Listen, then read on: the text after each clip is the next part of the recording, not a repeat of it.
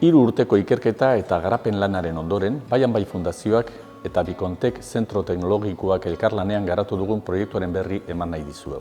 Proiektu hau 2020an garatzen hasi ginen Beazen txekeo teknologikoak deialdia baliatuz. Eta 2021an Bizkaiko Foru Aldundiaren 2 proiektuen laguntza jaso zuen. Hizkuntzen irakaskuntzan, euskararen lanketa 2. mailan geratu izan da. Ikuspegi pedagogiko faltagatik eta ikasle bakoitzaren euskara zehatza monitorizatzeko dauden zailtasunengatik. Garapen berri hau hutsune hori osatzera dator.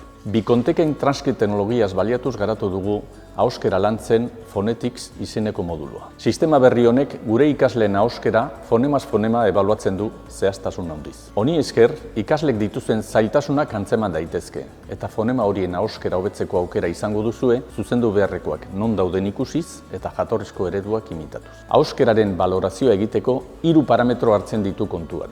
Abiadura, speed, intonazioa, intonation, euskara fonetikoa, phonetics. Fonetikaren ebaluazioa osatzeko emaitza, IPA alfabetoan, International Phonetic Alphabet, ikusteko aukera eskaintzen du. Eta IPA fonemen zerrenda aurkezten du, fonemak zelan ahoskatzen diren entzuteko. Kontuan izan, The Neuronal Revolution lelo bat baino askoz ere gehiago dela. DDK Neuronal IGG proiektu berria garatzen ari garelako. Proiektu honekin, Baian Bai ikaskuntza plataforma guztiz berrituko dugu. Mobile First, multiplataforma, eta Baian Bairen sistema adimenduna hobetuko dugu sare neuronalak eta ASR, Automatic Speech Recognition, teknologiak erabiliz. Proiektu honetan, Elhuyar Zentro Teknologikoaren laguntza izango dugu.